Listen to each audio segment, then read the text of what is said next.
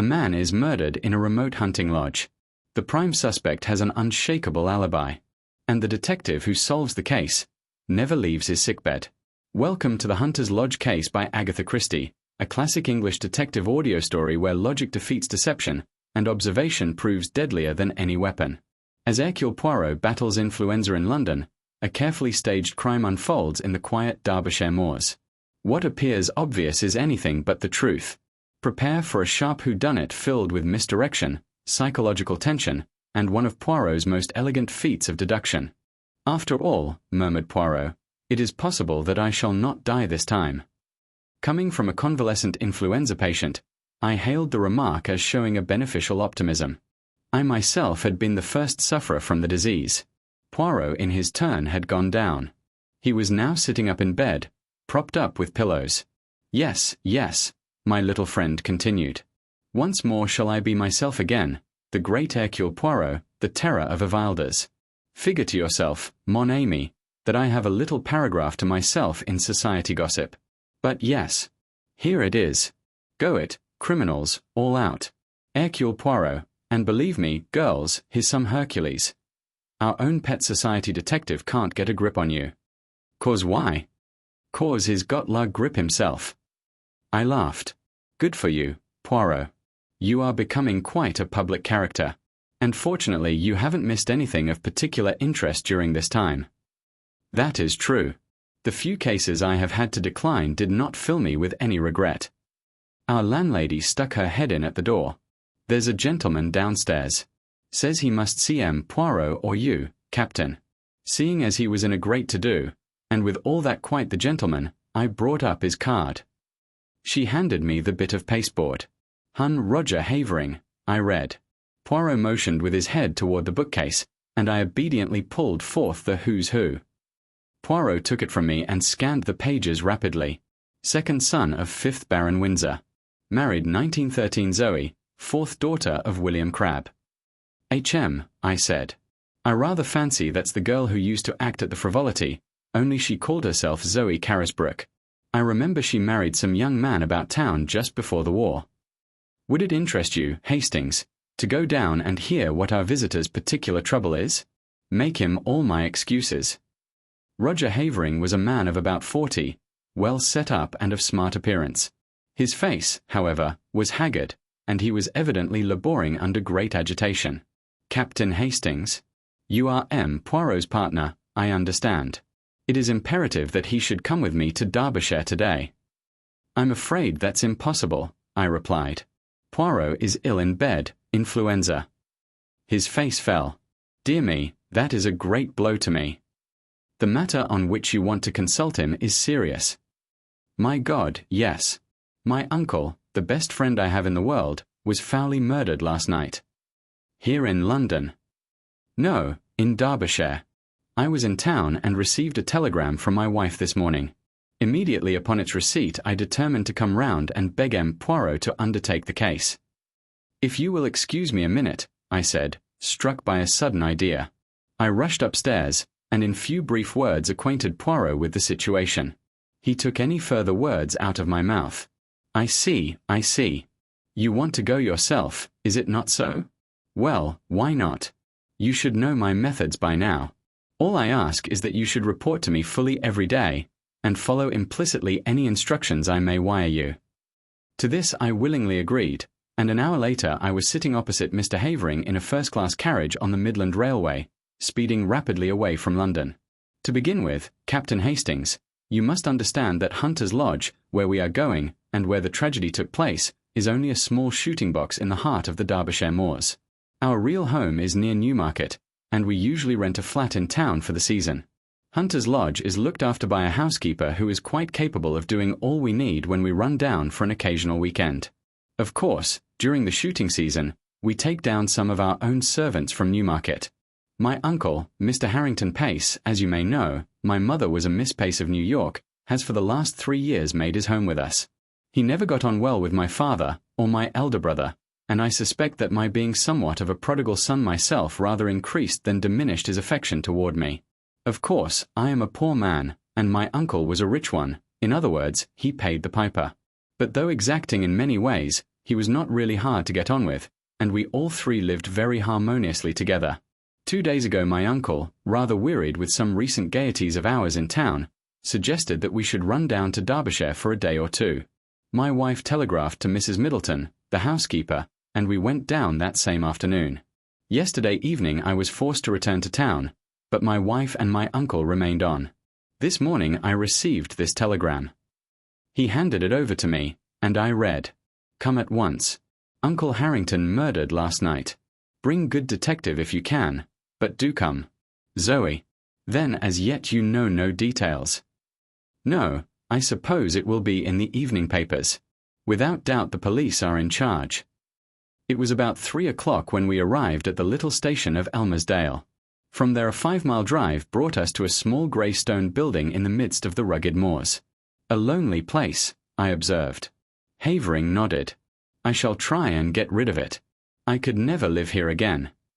We unlatched the gate and were walking up the narrow path to the oak door when a familiar figure emerged and came to meet us. "Jap!" I ejaculated. The Scotland Yard inspector grinned at me in a friendly fashion before addressing my companion. "Mr. Havering, I think? I've been sent down from London to take charge of this case, and I'd like a word with you, if I may, sir." "My wife." "I've seen your good lady, sir, and the housekeeper. I won't keep you a moment, but I'm anxious to get back to the village now that I've seen all there is to see here." "I know nothing as yet as to what." "Exactly," said Jap soothingly. "But there are just 1 or 2 little points I'd like your opinion about all the same. Captain Hastings, here, he knows me, and he'll go on up to the house and tell them you're coming." I went on to the house. I rang the bell, as Jap had closed the door behind him. After some moments it was opened to me by a middle-aged woman in black. "Mr. Havering will be here in a moment," I explained. "He has been detained by the inspector. I have come down with him from London to look into the case. Perhaps you can tell me briefly what occurred last night." "Come inside, sir." She closed the door behind me, and we stood in the dimly lighted hall. "It was after dinner last night, sir, that the man came. He asked to see Mr. Pace, sir, and seeing that he spoke the same way, I thought it was an American gentleman friend of Mr. Pace's, and I showed him into the gun-room and then went to tell Mr. Pace. He wouldn't give no name, which of course was a bit odd, now I come to think of it. I told Mr. Pace, and he seemed puzzled, like, but he said to the mistress, 'Excuse me, Zoe, while I just see what this fellow wants.' He went off to the gun-room, and I went back to the kitchen, but after a while I heard loud voices, as if they were quarrelling, and I came out into the hall. At the same time, the mistress she comes out too, and just then there was a shot and then a dreadful silence. We both ran to the gun-room door, but it was locked, and we had to go round to the window. It was open, and there inside was Mr. Pace, all shot and bleeding. What became of the man? He must have got away through the window, sir, before we got to it. And then? Mrs. Havering sent me to fetch the police. 5 miles to walk, it was.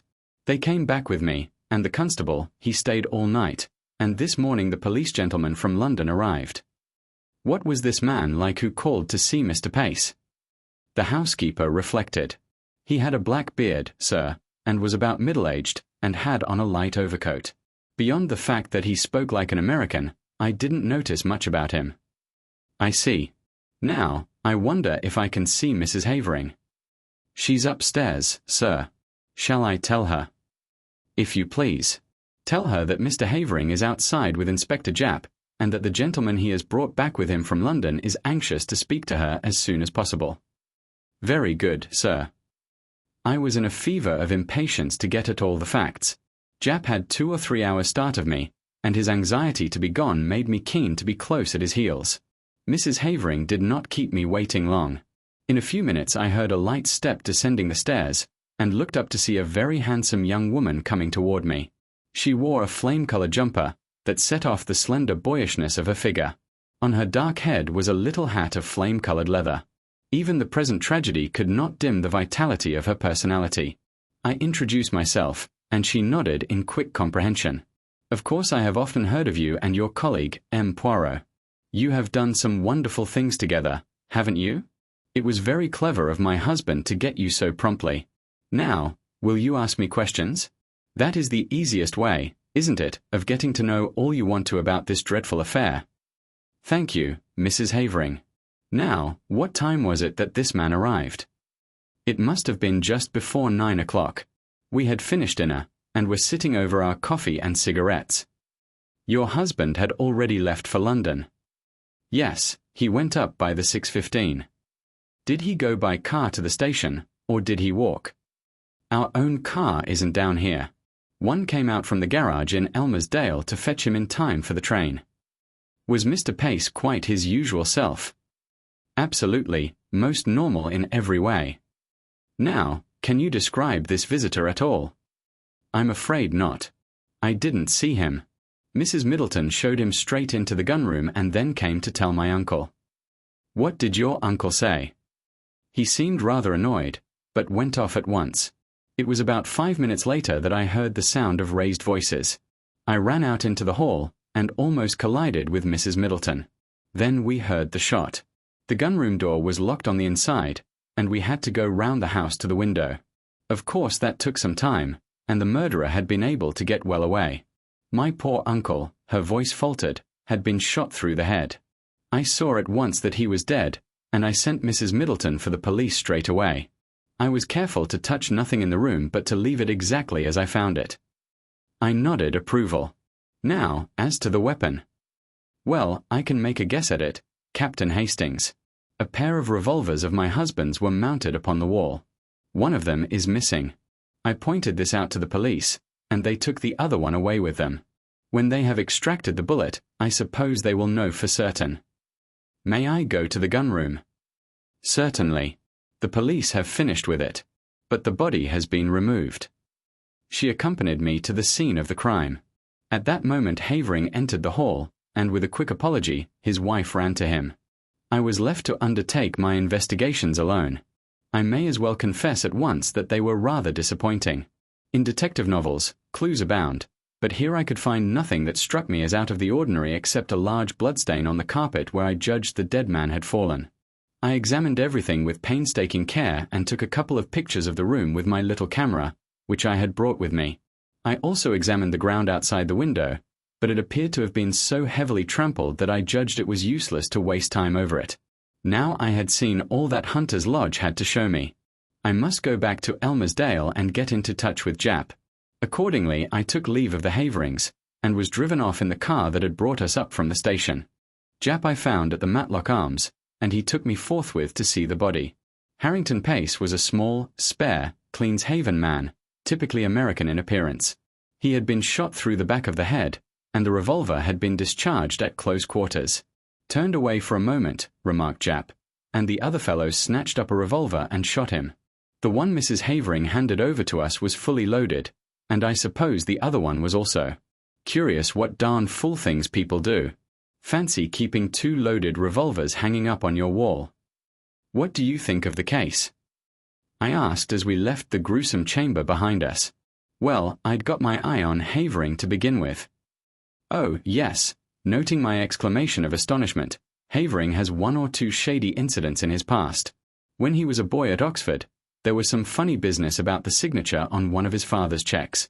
All hushed up, of course. Then he's pretty heavily in debt now, and they're the kind of debts he wouldn't like to go to his uncle about, whereas you may be sure the uncle's will would be in his favor.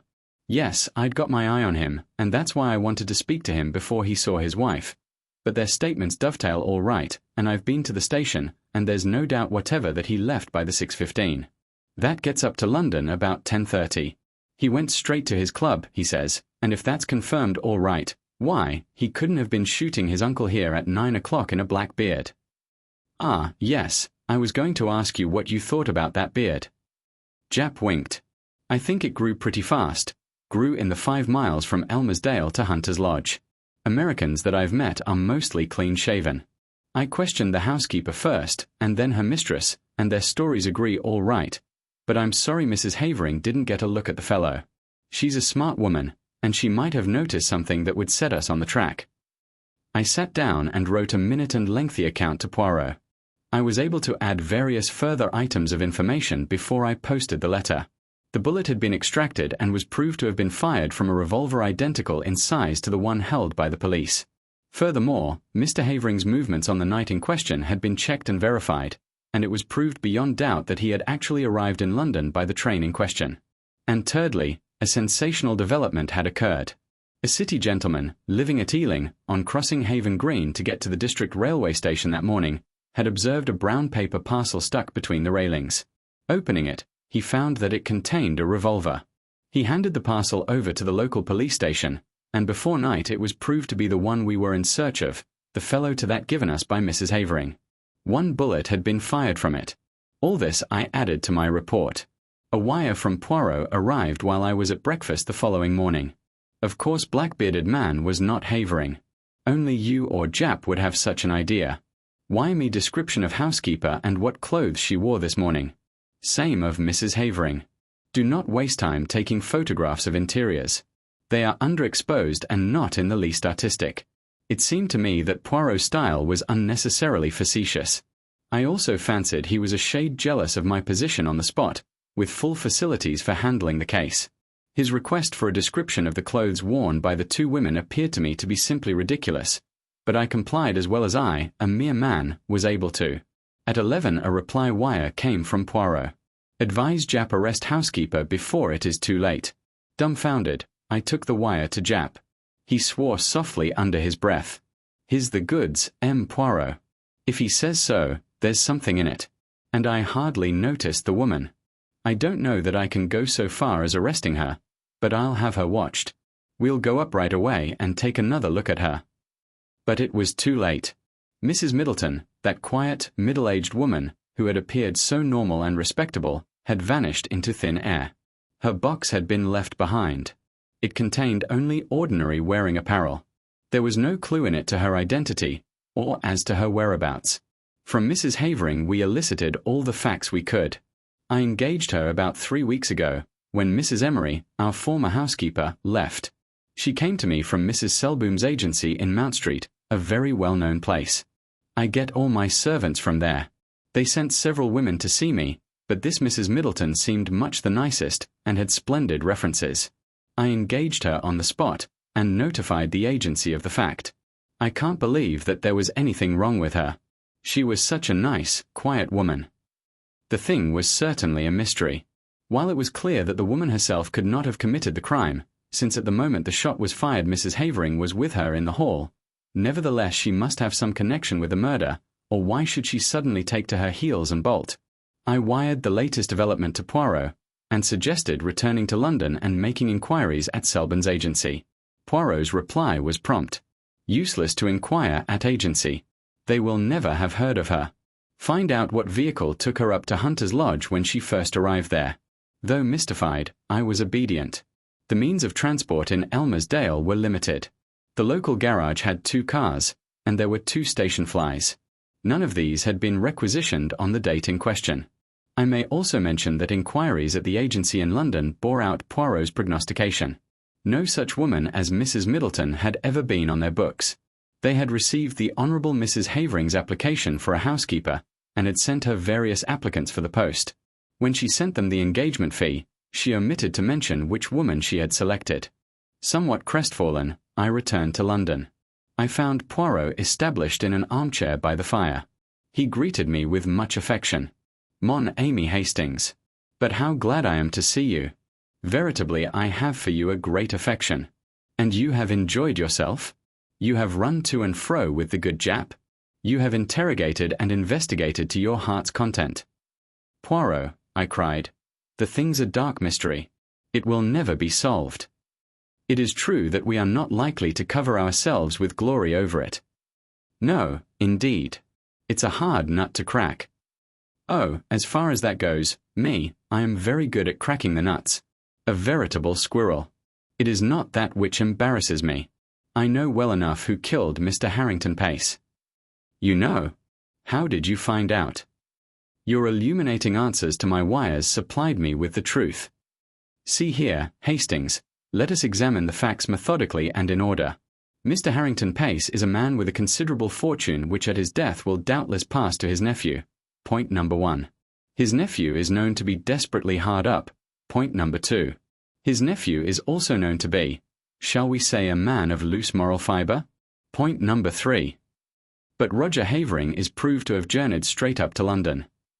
Precisement.